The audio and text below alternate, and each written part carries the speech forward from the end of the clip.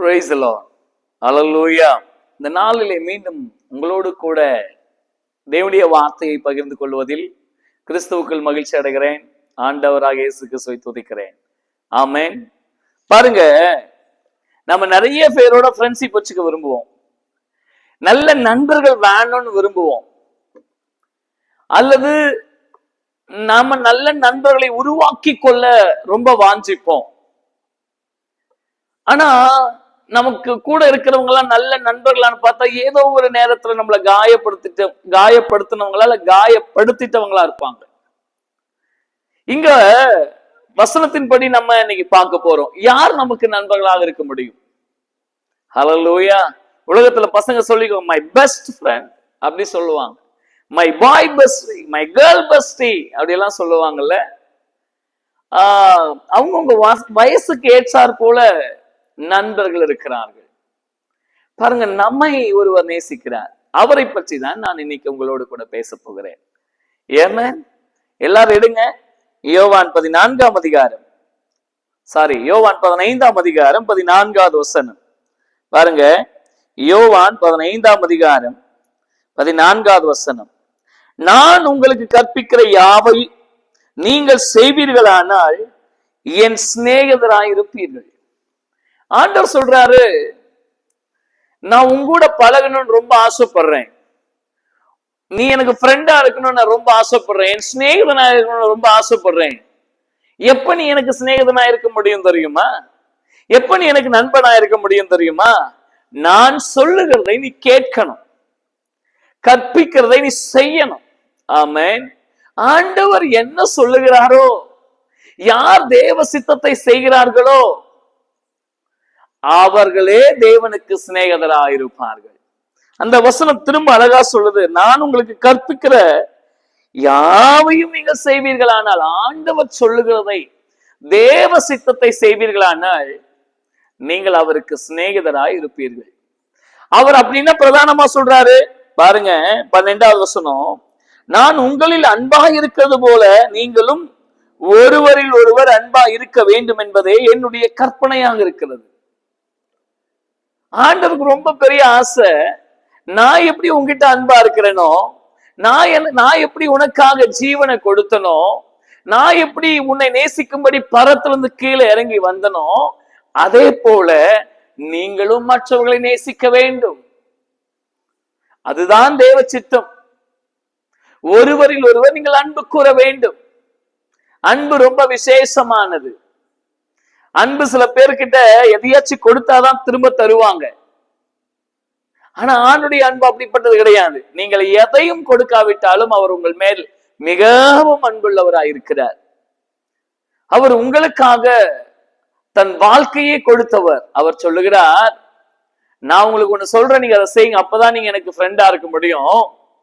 அன்பாயிருங்கன்னு சொன்னார். சொல்லுங்க, எப்படி இருக்கணும்? அன்பாயிருங்க. எல்லாரும் மேலேயும் அன்பாருங்க. சத்துரு மேல கூட அன்பாருங்க. நீங்கள் அவரை போல அன்பா இருந்தால் அவருக்கு நீங்கள் நண்பர்களாக இருக்க முடியும். ஆமென். பாருங்க, ஒரு வசனத்தை நான் உங்களுக்கு சொல்றேன். ஆமென். யாக்கோபின் புஸ்தகம் எல்லாம் எடுத்துக்கங்க. ஆமென். யாக்கோபின் புஸ்தகம் 3ஆம் அதிகாரம் 23வது வசனம். அப்படியே ஆபிரகாம் தேவனை விசுவாசித்தான், அது அவனுக்கு நீதியாக எண்ணப்பட்டு என்கிற வேத வாக்கியம் நிறைவேறிற்று, அவன் தேவனுடைய சிநேகிதன் எனப்பட்டான். ஆபிரகாம் தேவனுடைய வார்த்தையை கேட்டதுனால, தேவ சித்தத்தை செய்ததுனால அவன் தேவனுடைய சிநேகிதன் எனப்பட்டான். எப்படிங்க?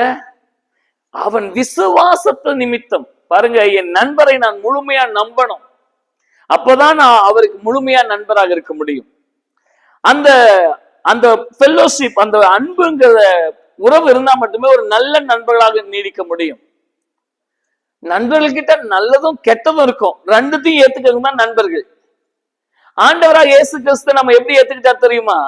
நம் பாவிகளா இருக்கும் போது நம்மை நண்பனா ஏற்றுக்கொண்டார். நம்ம யாரு கூட சேர்றோமோ அவங்கள போல மாறுவோம். நம்ம ஆண்டவராக இயேசு கிறிஸ்துவை நண்பனா ஏற்றுக்கொண்டால், ஆண்டவராக இயேசு கிறிஸ்து நம்மை நண்பனா ஏற்றுக்கொண்டால், நாம் பரிசுத்தம் உள்ளவர்களாய் ஜீவிக்க முடியும், அன்புள்ளவர்களாய் ஜீவிக்க முடியும். ஆண்டவராக இயேசு கிறிஸ்துக்கு தெரிந்ததெல்லாம் ஒன்னே ஒண்ணுதான், அன்பு மாத்திரமே. நீங்க இந்த அன்பை வெளிப்படுத்துங்க, அப்ப நீங்களும் ஆண்டுடைய நண்பர்களாக இருப்பீர்கள். யாருக்கு நண்பர்கள்?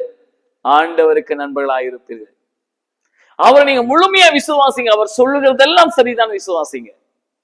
ஆபிரகாம் ஒண்ணு இல்லாத போது நம்புனா, தேவனுடைய வார்த்தையை நம்புனா, அந்த நம்பிக்கை தான் நீதியாக்கப்பட்டது. அந்த நீதிதான் தேவனோடு உள்ள உறவை பலப்படுத்தி தேவனுடைய சிநேகிதன் ஆனான். ஆமென் சொல்லுங்களேன். பாருங்க, இன்னொரு வசனத்தை நான் வாசிக்கிறேன். ஏசாயாவின் புஸ்தகம் 41ஆம் அதிகாரத்துல இப்படி அழகா, ரொம்ப அழகா வசனம் சொல்லுது. என் தாஸ் 8ஆம் வசனம் பாருங்க. ஏசாயா 41:8. என் தாசனாக இஸ்ரவேலே, நான் தெரிந்து கொண்ட யாக்கோபே, என் சிநேகிதரான ஆபிரகாமின் சந்ததியே, என் சிநேகிதனான ஆபிரகாமின் சந்ததியே. ஆண்டவர் ஒரு காலம் நம்ம அன்பு கூறுவதினால், தேவன் மேலும் ஜனங்கள் மேலும் கிறிஸ்து இயேசுவை போல அன்பு கூறுவதினால், நம்மை தேவன் நம்முடைய குடும்பங்களை எல்லாவற்றையும் ஆஸ்வதிப்பார். ஆமென். நீங்க ஆண்டவரோட சிநேகிச்சு ஆண்டவரை சிநேகிதர்களா ஏற்றுக்கொண்டால், உங்களையும் உங்கள் பிள்ளைகளையும் உங்கள் பேர பிள்ளைகளையும் உங்க பேர பிள்ளைகளின் பிள்ளைகளின் பேர பிள்ளைகளையும் அவர் தலைமுறை தலைமுறையாய் ஆஸ்வதிப்பார். எத்தனை பேர் விசுவாசிக்கிறீங்க? நான் அன்புள்ளவனாய் இருக்க வேண்டும். ஆமென். நான் அன்புள்ளவனாய் இருந்தா தேவனுடைய சிநேகிதனாய் இருப்பேன். ஆபிரகாம் தேவனுடைய வார்த்தையை அன்போடு கூட ஏற்றுக்கொண்டான். வயசான காலத்துல அன்போடு கூட ஏற்றுக்கொண்டான். அதனால அவன் நீதியாக்கப்பட்டு தேவனுடைய சிநேகிதனானான். இந்த வசனத்தை நீங்கள் ஏற்றுக்கொள்ளுங்கள். அநேகருக்கு அன்போடு கூட அதை சொல்லுங்கள். அநேகரோடு நல்ல சுபாவத்தோடு பரிசுத்தமான குணத்தோடு கூட பழகுங்கள். அன்பு உங்களுக்குள் இருந்து வெளிப்படட்டும். அன்பு உங்களுக்குள் இருந்து வெளிப்பட்டால் ஆண்டவர் சொல்றாரு, நீங்கள் எனக்கு சிநேகிதராயிருப்பீர்கள். யாருக்கு? ஆண்டவருக்கு சிநேகிதராயிருப்பீர்கள். ஆமென். நீங்கள் ஆண்டவருக்கு சிநேகிதராயிருப்பீர்கள். ஆண்டவர் உங்கள் சிநேகிதராக இருப்பார். நண்பனும் ஒன்னா சேர்ந்துட்டா எதையும் சாதிக்கலாம். நீங்களும் ஆண்டவர் ஒன்று சேர்ந்து பாருங்கள். அவரோடு கூட நெருக்கமாக பழகுங்கள்.